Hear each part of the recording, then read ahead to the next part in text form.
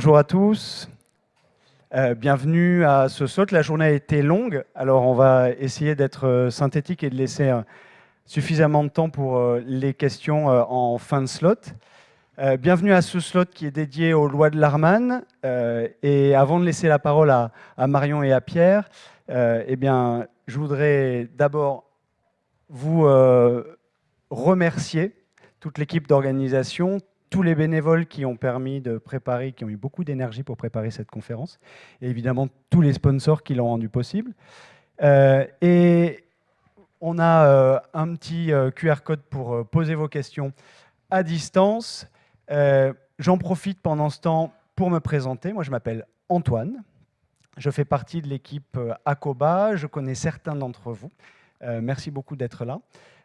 Et ça fait une douzaine d'années que j'interviens dans des projets de changement et de transformation d'organisation. Et j'ai fait un peu le compte avant d'arriver ici. Sur ces 12 années, j'ai accompagné environ 18 organisations françaises dans ce type de projet.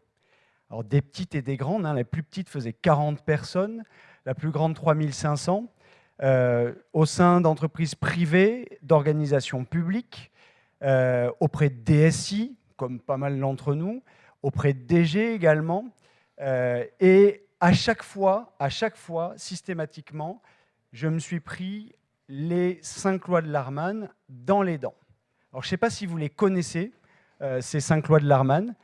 Si ce n'est pas le cas, je ne vais pas vous interroger dans la salle en faisant passer un micro, parce que ce serait franchement moche de ma part. Mais si vous ne les connaissez pas de souci, on va y revenir. En revanche, ces lois, c'est un prétexte pour nous pour expliquer ce que Air Liquide, représenté ici par Pierre et Marion, ont réalisé dans un projet de changement dont ils vont vous parler, et comment ils ont réussi à contourner ces lois qui définissent en gros les grands obstacles que chaque organisation développe pour surtout éviter tout changement ou toute transformation. Marion, je te laisse la parole. Merci Antoine. Bonjour à tous, enchantée. Moi je m'appelle Marion Poirier, ça fait 3 ans et demi maintenant que je suis chez Air Liquide, où j'ai une double casquette. D'abord une casquette opérationnelle en tant que Product Manager Business Intelligence et une casquette beaucoup plus transverse en tant que PMO de mon entité. Et c'est sous cette casquette-là que s'inscrit le programme Step Up qu'on va venir vous présenter avec Pierre aujourd'hui. Merci Marion. Donc, bonjour à tous, moi je m'appelle Pierre, j'ai aussi une double casquette, on a beaucoup de doubles casquettes chez Air Liquide. Donc, je m'occupe du data management, tous les outils et tous les process autour de notre gestion de la donnée. C'est ma première casquette. Ma deuxième casquette, je fais partie du CODIR de GDO, une entité dont on va longuement vous parler ce soir, donc on va y revenir. Et à ce titre, et avec Marion, on s'occupe du programme Step Up. Alors, très rapidement, pour poser le contexte avant de rentrer dans le vif du sujet, je vais vous présenter nos enjeux qui on est assez rapidement. Donc Air Liquide, normalement c'est une société qui est assez connue, c'est un leader mondial des gaz industriels et des services associés. Concrètement, notre boulot, c'est de produire et distribuer du gaz. Donc quand on dit gaz, on parle oxygène, azote, hydrogène, des gaz dont on parle beaucoup aujourd'hui, dans une pureté industrielle, alimentaire ou médicale. Air Liquide, c'est 3,9 millions de clients dans le monde, des patients dans le domaine de la santé, des artisans, des grandes entreprises pour les gaz industriels et médicaux. Et on est présent dans 73 pays sur des secteurs de marché qui sont extrêmement vastes. Ce qu'il faut bien comprendre quand on parle d'Air Liquide, c'est une société française d'ingénieurs fondée en 1902. Ça, c'est quelque chose qui est très présent, très visible dans l'identité des 67 000 collaborateurs du groupe. En gros, c'est des doueurs, nos collaborateurs. Quand on a un problème, on active notre esprit DIY, on cherche les solutions par nous-mêmes, en construisant à la maison avant d'aller voir à l'extérieur. Et donc ça, c'est dans cet écosystème-là que le digital et la data, ça s'inscrit au sein de notre groupe. Le digital, il est présent pour proposer nos services, pour piloter nos activités au quotidien. Et évidemment, la data, c'est devenu quelque chose de fondamental là-dedans assez rapidement. Donc, juste pour être concret, la data chez Air Liquide, c'est 3,5 milliards de points de données collectés chaque jour par nos usines, nos camions, nos bouteilles de gaz connectées. Donc, c'est massif. Et très vite est apparu le besoin pour le groupe d'avoir des entités globales qui permettent de centraliser nos expertises sur la donnée. Donc, global, chez nous, ça veut dire quoi? Ça veut dire scope mondial sur les 73 pays. Et ça veut dire tous nos secteurs d'activité, l'industrie, la santé, etc. GDO est donc né dans cet écosystème déjà riche de la data au sein du groupe. On n'est pas la seule entité data du groupe. Hein. Je fais un petit coucou s'ils nous écoutent aux Factories, aux Digital Fabs, la data gouvernance, les BIS, etc. On est nombreux dans cet écosystème data. Nous, notre rôle à GDO, c'est d'être... Donc GDO, ça veut dire Global Data Operations, j'ai oublié de le mentionner. Notre rôle, c'est d'être le bras opérationnel de la data. Donc, on va industrialiser et ensuite opérer les solutions digitales et data pour le groupe pour qu'elles puissent être utilisées dans nos activités au quotidien. Donc, on va capitaliser en centrale tout notre savoir-faire, toutes nos données pour qu'elles puissent être facilement réutilisées par les entités du groupe dans leurs projets. Nous, on a un enjeu GDO, c'est de servir le groupe avec efficacité et expertise, parce qu'en fait, il n'y a absolument rien qui exige que les entités du groupe fassent appel à nous. C'est un peu particulier, mais GDO, c'est un peu une entreprise dans l'entreprise. Et on est un peu une entreprise de service, mais une entreprise de service interne qui permet de faire, on va dire, plus adapté, mieux, plus vite, moins cher pour nos entités que si elles faisaient appel à d'autres acteurs du marché. C'est un pari un peu particulier, mais en fait, ça marche depuis 4 ans à peu près. Donc, GDO, ça a été créé en 2019. En réalité, les premières expérimentations, elles datent d'un petit peu avant. Les premiers produits data, ils datent de 2017. Nos premiers produits mondiaux, 2018. 2019, la naissance officielle de l'entité. Et ensuite, les premières antennes locales dans les différentes géographies du groupe pour pouvoir être présent 24 heures sur 24 dans le support à nos solutions.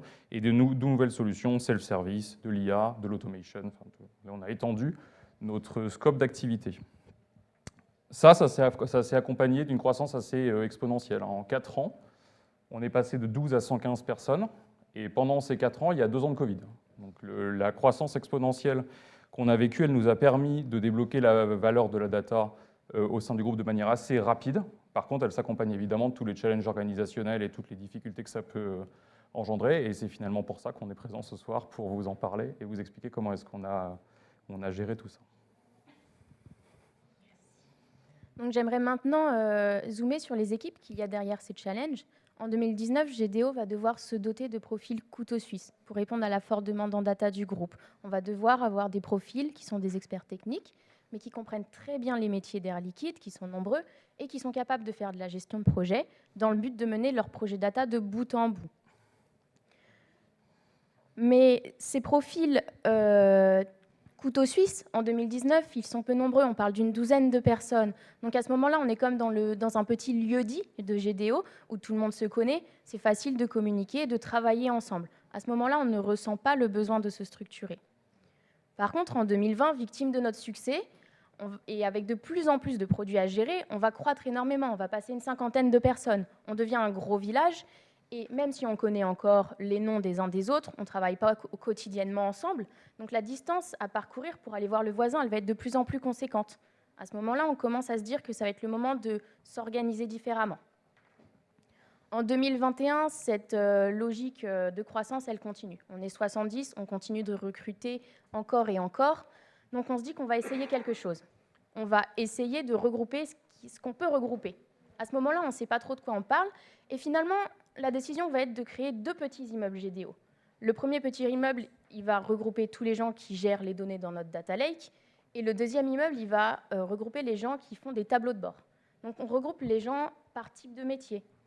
Mais en faisant cela, on va créer un premier silo dans notre organisation. On va donner des difficultés de communication à des gens qui ont besoin de travailler ensemble, qui ont besoin de se synchroniser et qui ont en fait des intérêts communs. Et cette même année, en 2021, il s'avère que c'est le lancement d'un produit digital majeur chez Air Liquide qui va marquer un tournant dans le type de produit data que gère notre entité GDO. Majeur parce qu'il gère les données de toute l'Europe, il est disponible en 6 langues et il est utilisé quotidiennement par 3500 personnes. Donc, pour opérer ce type de produit, GDO va devoir se structurer. En fait, pour la première fois, la livraison, le succès ne dépend pas uniquement de notre excellence opérationnelle, mais aussi de notre capacité de coordination, et en interne avec nos équipes GDO, et à l'externe avec les autres équipes IT. Là où hier, on travaillait sur des petits produits à taille humaine, en autonomie, avec du court terme, du moyen terme, là on se retrouve avec un produit énorme, où il faut travailler sur le long terme, planifier, anticiper, coordonner des équipes IT de toute l'Europe. Et donc là, on sent qu'il va falloir travailler différemment et qu'il va falloir se structurer. Et donc, même si ce produit, c'est un succès pour nous, en fait, il met en lumière tous les challenges organisationnels pressentis. Et c'est là qu'on va décider d'aller au bout de notre logique de rassemblement des métiers et de construire, de construire l'immeuble GDO. Donc, c'est un immeuble où on a des infrastructures communes, le mode opérationnel est commun et on a des pratiques agiles et des pratiques de gestion de produits communes. Le but, ça va vraiment être de devenir scalable et de pouvoir continuer de croître sereinement, de continuer de recruter des experts, pour que ce soit des internes ou des externes, pour tous nos produits. Pour donner corps à cette vision, d'un commun accord, avec le management de GDO et les équipes de GDO, on va lancer le programme Step Up. On l'a appelé Step Up parce que l'ambition, ça va être de monter d'un cran, de cranter tout ce qui marche déjà chez nous et de s'armer sur 2 axes fondamentaux de notre métier dans la data, qui sont la gestion de produits et l'agilité. Step Up, on le fait pour nous et on le fait par nous-mêmes, en embarquant tout GDO, que ce soit les internes de GDO ou les externes. Et on veut le faire sans diminuer le niveau de service qu'on fournit à nos clients. Donc à ce moment-là, avec Pierre, on se rend compte de l'envergure de ce qu'on est en train de lancer et on va rencontrer des coachs agiles, dont Antoine. Merci à tous les deux. Normalement, là, vous avez des déclencheurs qui doivent vous parler à peu près dans la salle. Hypercroissance, volonté de changement, besoin de se structurer et de passer à l'échelle. Là, normalement, c'est là où commencent les choses rigolotes. Donc, qu'est-ce qui pourrait mal se passer à ce moment-là? Peut-être que vous connaissez cette phrase « culture follow structure ». Moi, avant de connaître les lois de Larman, je l'utilisais à tire-larigot dans des réunions avec des chefs à plumes, en avant-vente, pour me donner un style. En plus, ça sonne bien. Culture, follow structure, ça rime, c'est sympa. En réalité, cette phrase, c'est une partie de la 5e loi de Larman. Alors, Larman, c'est qui? Je ne vais pas vous la faire à la Julien Lepers. Larman, c'est un Canadien qui est né en 1958. C'est un informaticien qui a été consultant et qui a participé à de nombreux projets de changement et de transformation organisationnelle. C'est un des co-créateurs de LESS, Large Scale Scrum, que j'imagine pas mal d'entre vous connaissent. Et Larman, au bout de dizaines et de dizaines de projets de changement et de transformation, il pose 5 lois. Alors, il les appelle des lois, mais tout de suite, il spoil en disant « Attention, c'est d'abord des observations empiriques, plutôt que des lois à prendre au pied de la lettre. » Et ces 5 lois, on vous propose de regarder ce qu'elles disent. Je vous laisse d'abord lire l'illustration parce qu'elle illustre assez bien la loi numéro 1 de Larman. Et cette loi, elle dit quoi? Elle dit que les organisations, n'importe quelle organisation, est structurellement et implicitement optimisée pour éviter de modifier les structures de pouvoir et protéger le statut des managers et des experts. En gros, j'ai ma zone de pouvoir, pas touche. Peut-être que ça fait écho à certains d'entre vous. La 2e loi de Larman. La 2e loi de Larman, elle dit la chose suivante. Toute initiative de changement sera réduite à redéfinir et surcharger une nouvelle terminologie pour signifier exactement la même chose qu'avant. OK? On a un super manager, un directeur de projet, on l'appelle RTE, il continue à être directeur de projet, on est d'accord? Mais c'est bon. Le changement a été fait, c'est désormais un RTE. La loi numéro 3. La loi numéro 3, elle explique que toute tentative de changement, en particulier celle amenée par les coachs agiles, et peut-être qu'il y en a dans la salle, sera tournée en ridicule. On dira qu'elle est puriste, on dira qu'elle est théorique, qu'elle est révolutionnaire, voire qu'elle est religieuse. Et on va dire à chaque fois la même chose. Attends, ce que tu proposes, c'est super, ça a probablement bien marché ailleurs, mais chez nous, nous, on est une grande et vieille maison, tu comprends, il va falloir s'adapter. C'est pratique parce que ça va détourner l'attention de la résolution des vraies faiblesses de l'organisation et ça va éviter de remettre en cause les structures de pouvoir, la loi numéro 1. La loi numéro 4. Dans la loi numéro 4, Larman nous dit que Les managers experts qui ont participé à la pseudo-transformation, changement de dictionnaire d'un périmètre, et qui vont bouger dans l'organisation, eh ben, ils vont devenir des ambassadeurs du changement. Et ils vont expliquer partout que c'est bon, les changements ont été faits. D'accord ? Même s'ils ne l'ont pas été fondamentalement. Donc, ils trompent le top management et ils biaisent toutes les futures tentatives de transformation. Et enfin, la 5e loi de Larman, on l'a déjà évoqué tout à l'heure, dans les grandes organisations établies, la culture suit la structure. Attention, c'est l'inverse dans les petites et les jeunes organisations. La structure suit la culture. En gros, quand vous entendez, en arrivant dans une grande organisation bien établie, une vieille et grande maison française, c'est le 8e programme, changeons les choses en 8 ans, explique-moi pourquoi celui-là, il changerait quelque chose.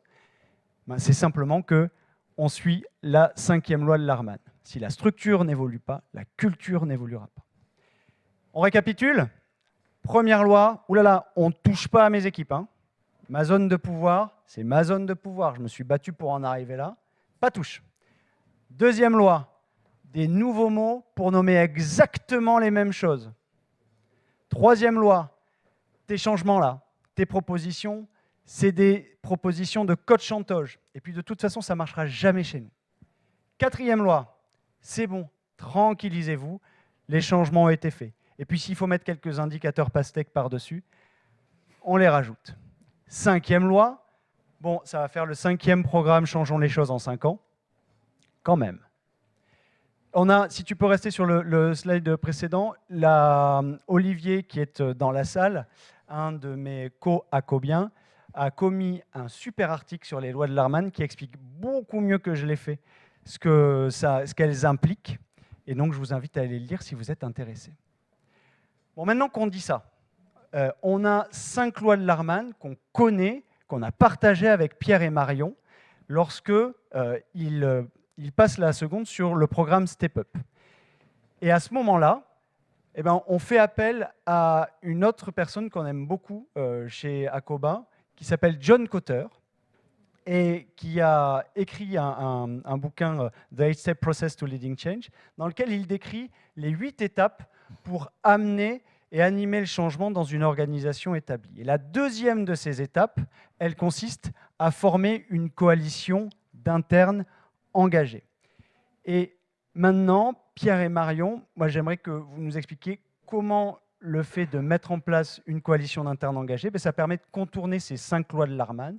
Vous les avez compris, ces 5 lois de Larman, c'est les mécanismes d'autodéfense qu'une organisation comme n'importe quel organisme vivant met en place pour combattre toute tentative de transformation qu'elle considère comme une agression. Eh ben, ces mécanismes d'autodéfense, on peut les contourner et la coalition est un outil pour le faire. Donc vous l'aurez compris, on va vous parler de notre coalition, on va vous faire un retour d'expérience sur cette coalition dans quelques instants.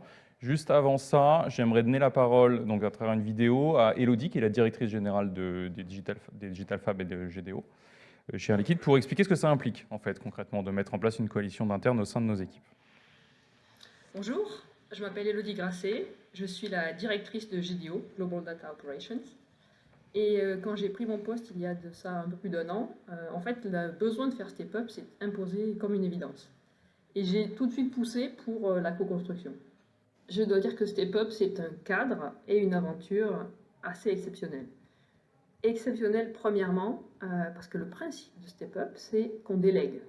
Donc, je délègue, mon codir délègue aux équipes représentées par la coalition le soin de définir les rôles, les process, assez exceptionnel aussi par la mobilisation des équipes qui ont pu se libérer à 10 depuis 6 mois, une journée toutes les 2 semaines pour travailler spécifiquement sur les problèmes à résoudre listés par le CODIR.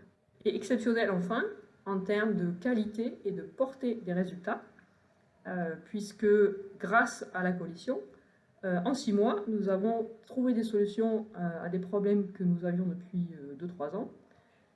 Et ce sont des solutions pragmatiques, pratiques, et que nous allons maintenant mettre en œuvre sur l'ensemble des squads. C'est notre mission collective et nous allons nous y atteler d'ici la fin de l'année. Donc pour tous ces succès, cette mobilisation et ces résultats, je souhaite dire un grand merci à la coalition.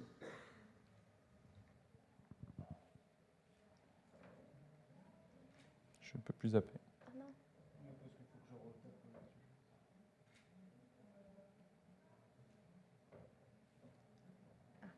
Ça, on a fait. Hop. Ok. Donc, notre coalition, vous la voyez à l'écran. Pour nous, la coalition, ça va être le moyen de définir des solutions adaptées pour nous. Et ça va être le moyen, tout simplement, de pouvoir aller sur le terrain pour expliquer, implémenter et accompagner sur les solutions que la coalition a définies. La coalition, elle est représentative de GDO. Vous le voyez à l'écran avec les différentes personnes. On y reviendra tout à l'heure, mais ce sont tous des volontaires, donc ils sont tous impliqués pour trouver ces solutions. Et cette coalition, elle a défini ensemble son backlog. Et donc, Elodie vous disait dans son message juste avant qu'on avait déjà trouvé des solutions en 9 mois. Je vais vous en citer quelques-unes, ce ne sera pas exhaustif, mais on a notamment redéfini nos équipes, quels sont les rôles à l'intérieur de ces équipes, comment ces équipes, elles travaillent avec nos clients, comment on crée des roadmaps ensemble, comment on fait des budgets ensemble. Tous ces outils-là, on les a retravaillés. Comment on fait des capacity planning ensemble. Tous ces process, on les a redéfinis. On a aussi travaillé sur de l'onboarding, les nouvelles personnes qui arrivent dans notre entité GDO. Comment on s'assure qu'elles vont réussir à s'inscrire dans le cadre de travail qu'on est en train de définir. Ça, c'est des sujets qu'on a taclés. Il nous en reste évidemment, mais on a énormément avancé sur notre backlog. Donc, après 9 mois et 19 séances de coalition, on a pris un pas de recul avec Pierre et Antoine. D'abord, on s'est rendu compte qu'on a réussi à tacler pas mal des lois de l'Arman et à les contrer. Et on a aussi identifié des succès, des challenges et évidemment des écueils. Donc, on souhaitait faire ce retour d'expérience avec vous aujourd'hui. Et on va vous présenter les thèmes que vous voyez à l'écran tout de suite. Alors, premier succès pour cette coalition, je pense qu'on peut me dire qu'on a réussi à construire en quelques mois une équipe soudée et efficace. On va y revenir, c'est des gens qui ne se connaissaient pas du tout avant. Comment ce parcours a commencé? En fait, ça a commencé par rendre le recrutement des membres de la coalition formel. C'est peut-être paradoxal, mais en fait, le risque qu'on avait, c'était que les gens se disent en fait, c'est encore un groupe de travail sur le côté, encore une nouvelle initiative, donc je ne sais pas si je m'implique, je ne sais pas si j'ai envie d'y participer. Le fait de le rendre formel et le fait d'impliquer le top management là-dedans, ça a permis de dire « Oh, attendez, c'est quelque chose de sérieux qu'on veut mener tous ensemble. » Et pour entrer dans la coalition, il va y avoir un process, il va y avoir des entretiens, des discussions pour juste s'assurer de votre motivation et de votre capacité à libérer le temps nécessaire. En fait, c'est un vrai travail. Et ce process de formalisation et d'impliquer le top management, on pourrait faire croire qu'il a fait peur aux équipes. Et en fait, pour nous, ça a été l'inverse. On a eu bien plus de volontaires que de places dans notre coalition. Et donc, avec ces sessions de recrutement, on a réussi à atteindre la représentativité dans notre coalition, ce qui était très important pour nous. Et on a réussi à fédérer, à créer une équipe de zéro, car c'est des gens qui ne se connaissaient pas, ils viennent d'équipes différentes. On a réussi à les fédérer avec le backlog commun dont je vous parlais et avec un contrat social. Dans ce contrat social, on a défini tous ensemble comment on souhaitait travailler, donc se retrouver une journée pleine toutes les 2 semaines, dans un autre lieu de travail que notre lieu habituel. On a réussi à sortir la casquette hiérarchique des profils qui étaient des managers des équipes et on a réussi à décider ensemble des solutions. On a réussi à sortir d'une journée en disant voilà, j'ai trouvé quelque chose, je n'ai pas travaillé de façon vaine aujourd'hui et c'est ça qui a réussi à créer notre équipe soudée et efficace. Donc, une fois qu'on a fait ça, on a identifié notre équipe, elle s'est travaillée ensemble, elle s'est mise d'accord sur ses modes de fonctionnement. Bon, on fait quoi? On commence à regarder les sujets et c'est là qu'on se rend compte de l'immensité de la tâche.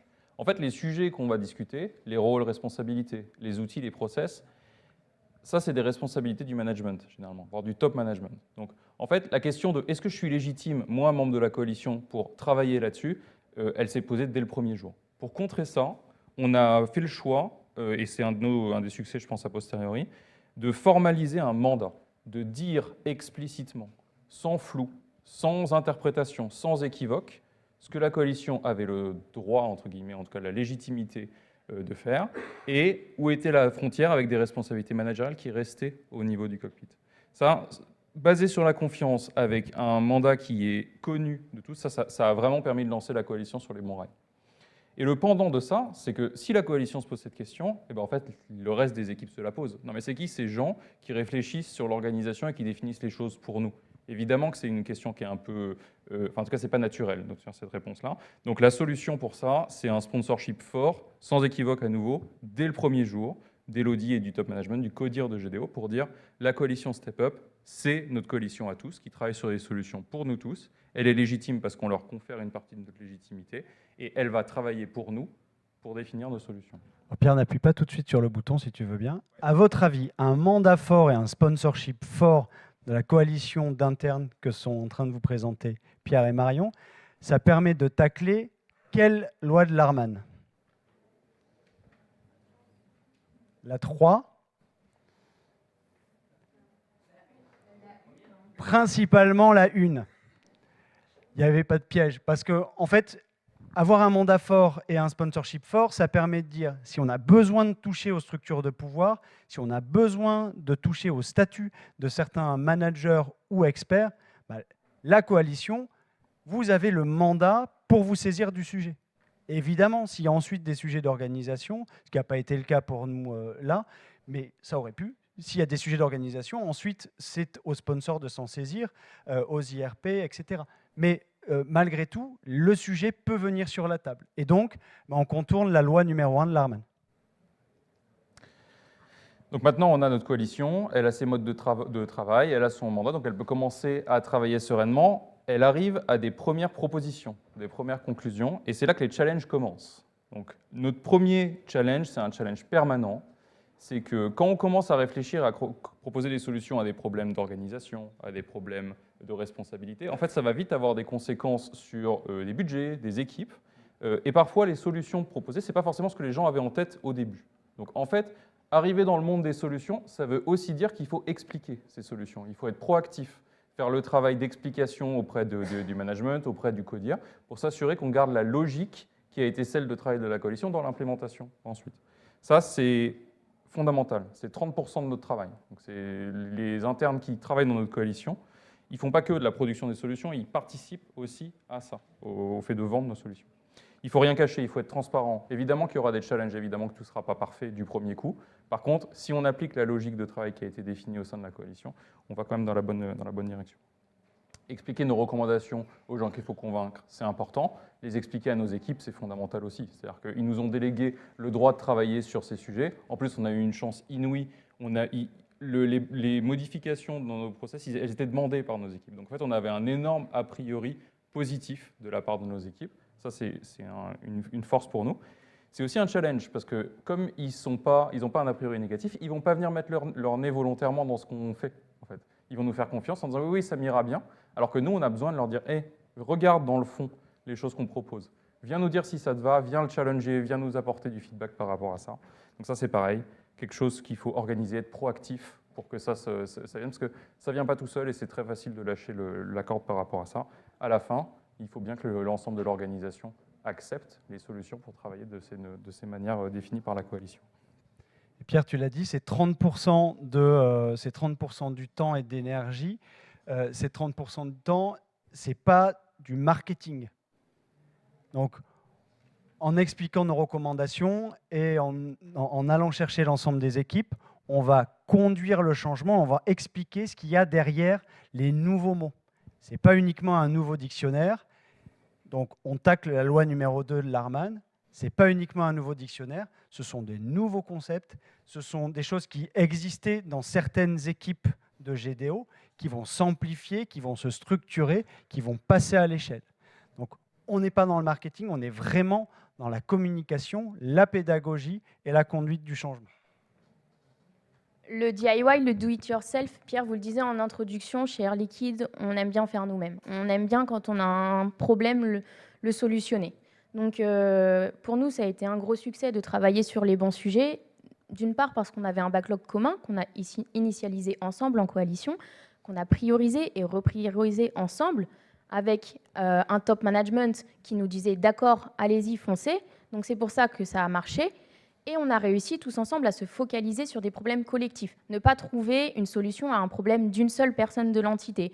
Ça, pour nous, ça a bien marché, en partie parce que les coachs, et Pierre et moi, on était là pour l'idée. Donc ça demande quand même du travail, ça demande du leadership, de l'accompagnement, et de toujours remettre sur la bonne voie. Attention, on cherche une solution collective, une solution pour notre entité, pas pour une personne. Et un écueil qu'on a identifié très tôt dans notre coalition en tout début d'année, ça va être d'aller chercher les expertises. Évidemment, dans notre coalition, on n'est pas des experts. Donc quand on manque de connaissances, on va chercher une expertise. Et cette expertise, elle est nécessaire, elle est importante, mais il faut l'écouter et prendre le pas de recul nécessaire pour ne pas oublier l'écosystème dans lequel évolue notre entité. Pourquoi on a besoin de ça? Est-ce que la théorie va marcher à ce moment-là, oui ou non? Donc c'est vraiment un écueil à éviter. Ne pas tomber dans la théorie pure, le bouquin qu'on sort de l'étagère et on applique, et on ne vérifie pas que ça marchera chez nous. Dans ce contexte, on est 3 coachs à intervenir. Mathieu Barbero, Emmanuel Sciarra et moi-même. Et c'est hyper confortable parce que cette coalition, elle nous permet d'éviter à chaque fois la super remarque, mais attends, ça, c'est des trucs qui ont marché à côté, qui ne vont jamais marcher chez nous. C'est des changements de coach chantage. En fait, les sujets, ils viennent de vous et des membres de la coalition. C'est vos cailloux dans la chaussure que vous mettez tout en haut du backlog. Et nous, on apporte nos retours d'expérience et les outils de la boîte à outils Lean Agile pour vous donner des pistes et des solutions pour tenter de les enlever. Donc jamais on est tombé dans le tes changements ne marcheront jamais chez nous. Faire de la coalition un pilier pérenne, c'est quelque chose qu'on a eu très très tôt en tête avec Pierre. Pour nous, notre coalition, elle doit durer dans le temps. C'est le garant du continuous improvement. C'est le garant de ne pas retourner dans des patterns de désorganisation et de déstructuration de ce qu'on a construit. Du coup, on va avoir 2 challenges. Une coalition qui dure. Comment on l'anime? Est-ce qu'elle a toujours la même forme? Est-ce qu'elle doit évoluer? Combien de temps elle doit durer? À quelle fréquence elle se réunit? Ça, c'est des questions qu'on se pose et qu'on se pose encore. Et si on parle juste de la coalition et de son animation à l'instant T, ça demande évidemment un investissement fort en tant qu'animateur. C'est pour ça que Pierre et moi, on a un rôle d'animateur. On s'est rendu compte très vite que si on arrivait en coalition avec un sujet qui n'était pas dégrossi et où les gens devaient partir d'une page blanche, c'était très difficile pour les équipes de se projeter. Donc ça, c'est quelque chose qui est un challenge, car vraiment, ça demande du temps et de l'investissement. Il faut aussi prendre en compte que ces équipes, elles ont leur job à côté, donc elles donnent du temps, elles sont volontaires pour être là en plus, mais donc il y a une charge mentale. Et donc, un des premiers éléments de réponse, ça va être d'assurer une rotation des membres. Et encore une fois, c'est un challenge parce que à quelle fréquence? Comment ne pas déstabiliser l'équipe qu'on a créée, la fédération qu'on a réussi à créer? Donc, il faut maintenir une dynamique d'équipe et aussi en assurant cette rotation des membres, quelque chose qui nous semble évident, ça va être de multiplier les ambassadeurs. Quelqu'un sort de la coalition, et ben il va aller implémenter sur le terrain, il va aller parler de la coalition et des solutions qu'on a trouvées ensemble. Pierre, vous le disiez, on a très peu été challengé finalement sur les solutions qu'on a proposées. Donc quand quelqu'un va sur le terrain et qu'il est côte à côte avec quelqu'un d'une équipe, il va pouvoir lui dire et ça, qu'est-ce que tu en penses? Et ça, comment tu le vois dans ton équipe à toi? Donc c'est vraiment des challenges à garder en tête, en tout cas de notre point de vue, pour avoir quelque chose de pérenne. Ouais, ce qu'il faut bien comprendre, c'est que les outils, les process, les responsabilités, ça, c'est des choses qui en fait retombent tout de suite dans l'escarcelle du management quand on les lâche. Si la coalition les lâchait, c'est naturellement là-bas que ça reviendrait. On pense que pour maintenir dans la durée des solutions qui sont pertinentes, qui vont continuer à fonctionner et qu'on va être capable de faire évoluer, en fait, ça nécessite que cette coalition, elle trouve sa forme pérenne et qu'elle continue à exister dans notre organisation sous une forme ou une autre qu'on n'a pas définie, que la coalition définira en fait quand on arrivera à ce moment-là. Et donc, c'est vraiment un des challenges, je pense, d'explication qu'on a eu à gérer et qu'on a encore à gérer, c'est expliquer qu'en fait, c'est là pour rester et que ça fait partie maintenant de notre ADN. Et du coup, une coalition qui fait désormais partie de la structure de GDO, qui a un interlocuteur pérenne entre les équipes et le management, ça fait évoluer la structure de GDO et ça touche la 5e loi de Larman. D'accord ? C'est le fameux, c'est notre 5e programme Changeons les choses en 5 ans quand même. En fait, on change la structure. Donc en changeant la structure, on va amener de la responsabilité au niveau opérationnel, on va amener plus de délégation de la part du top management, on va amener plus de transparence dans la structure, donc dans la culture de GDO. Et c'est le fait que cette coalition soit pérenne qui peut l'amener. on en a terminé avec ce retour d'expérience.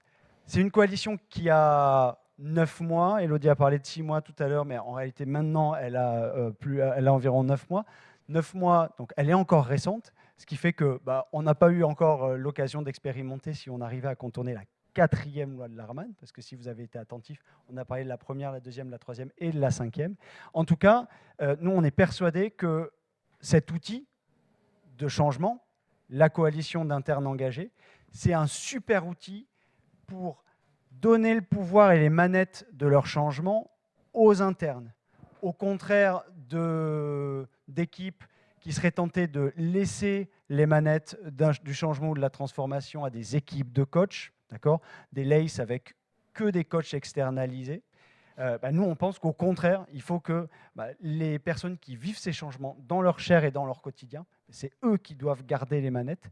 Et on espère que c'est quelque chose qui va grandir et se multiplier dans les projets de changement et de transformation que nous vivons, nous, au quotidien. Voilà. Merci beaucoup.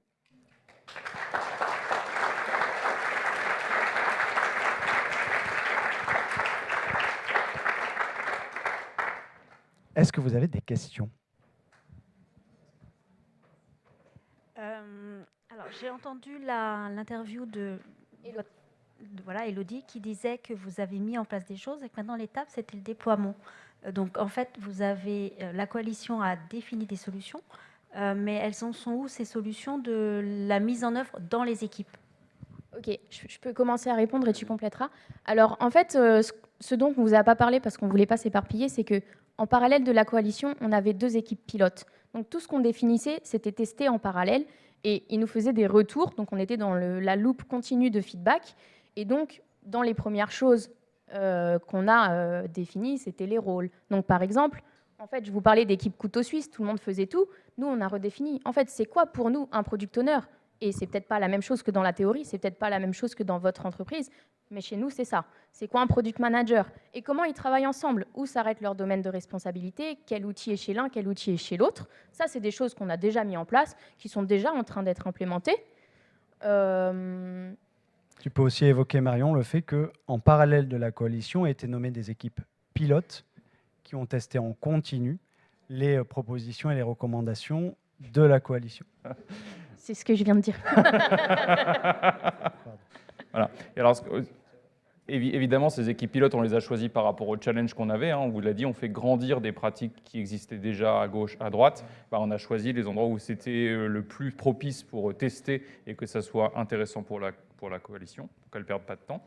Maintenant, on va rentrer dans le dur, de le généraliser à tout le monde, avec ses responsabilités formalisées, avec ses nouveaux outils de travail avec nos clients, etc.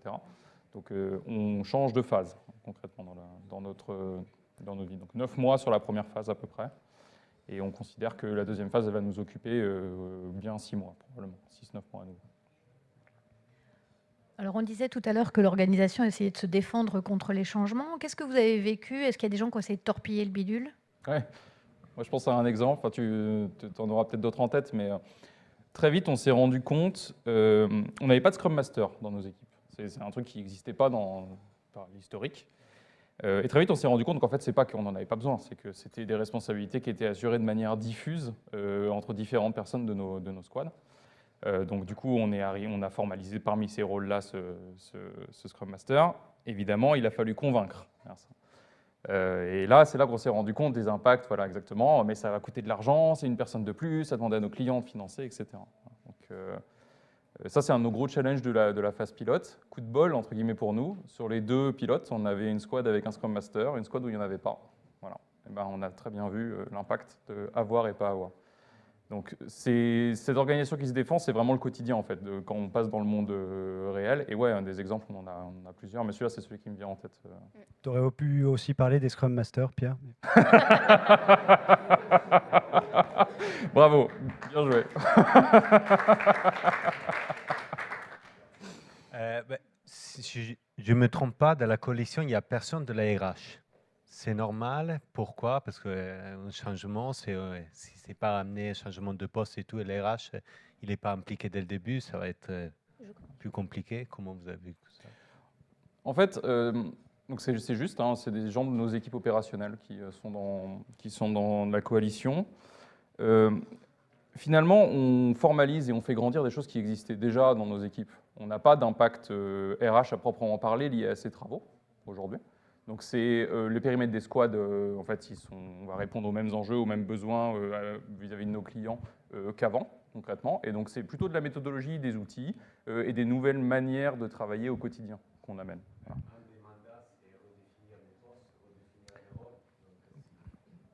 Ça, c'est un très bon exemple du découpage de responsabilités entre la coalition et le CODIR.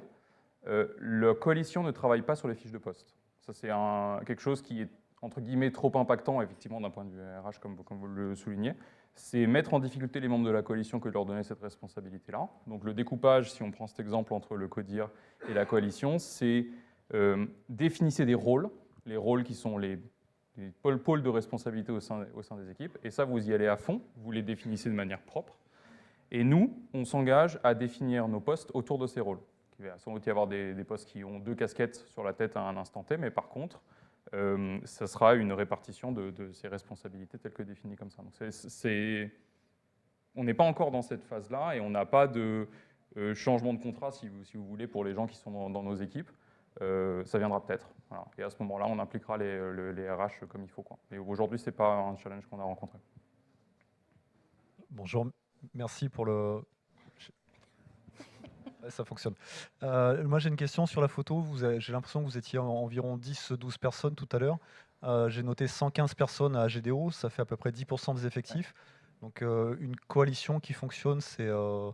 Voilà, c'est 10% des collaborateurs qui sont impliqués dans cette coalition. Pour une entreprise ou pour un groupement qui est un peu plus gros, comment une coalition peut se mettre en place?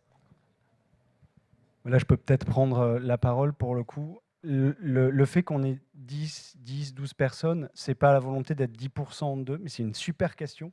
C'est en fait plutôt la volonté d'être à la taille d'une équipe agile. D'accord? Une équipe facile à coordonner, dont il est facile de libérer une partie du calendrier pour se retrouver une demi-journée par semaine ou une journée toutes les 2 semaines. Voilà. Donc pour une organisation plus grande, on intervient dans des organisations plus grandes de plusieurs centaines de personnes avec des coalitions de la même taille qui sont aussi représentatives de l'organisation, et ça fonctionne. D'accord ? On arrive à impacter des organisations jusqu'à 400-500 personnes avec des coalitions d'une douzaine de personnes qui sont hyper engagées et qui tournent.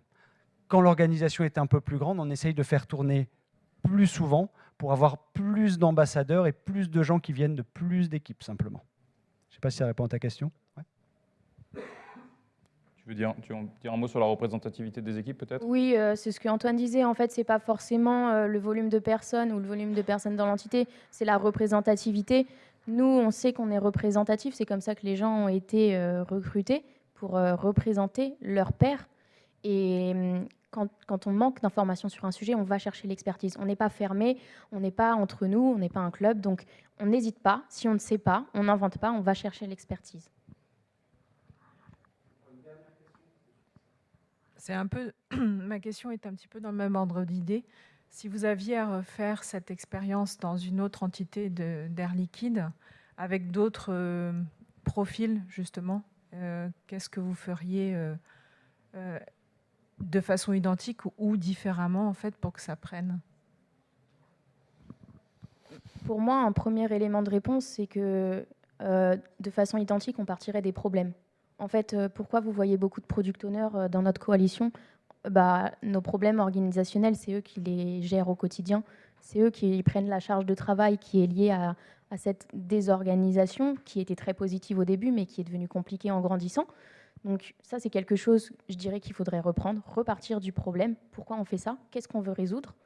Et je sais pas si tu veux. Ouais, je suis d'accord avec toi. Et si je devais donner quelque chose qu'on pourrait ou qu'on ferait différemment si on repartait aujourd'hui après 9 mois de coalition, je pense qu'on avait vraiment sous-estimé l'importance de la communication. Donc pas du marketing, mais du fait d'être proactif, d'aller chercher les gens, même s'ils ont un a priori positif sur les travaux qu'on est en train de mener, pour obtenir leur approbation, pas sur l'intention, mais sur le fond. Voilà.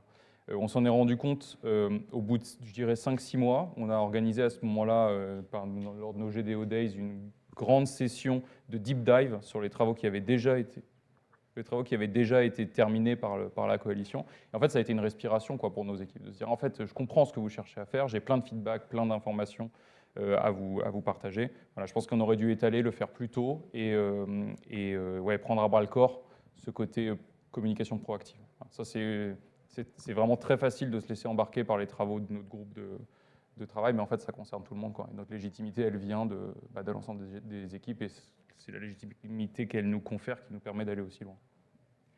Alors, il est 18h15. On va rester pour répondre à celles et ceux qui veulent venir à notre rencontre. Moi, je vous remercie beaucoup pour votre attention, votre participation. Et je dis un petit mot, sinon je vais me faire gronder par le même Olivier qui a écrit l'article sur les lois de Larman. Si vous voulez récupérer l'exemplaire de Coach Agile Magazine qui est sorti sur ce mois de septembre et qui est en format papier ce mois-ci, vous pouvez vous adresser aux personnes qui ont un polo de rugby bleu comme le mien. Ils seront ravis de vous en donner un. Merci beaucoup. Merci.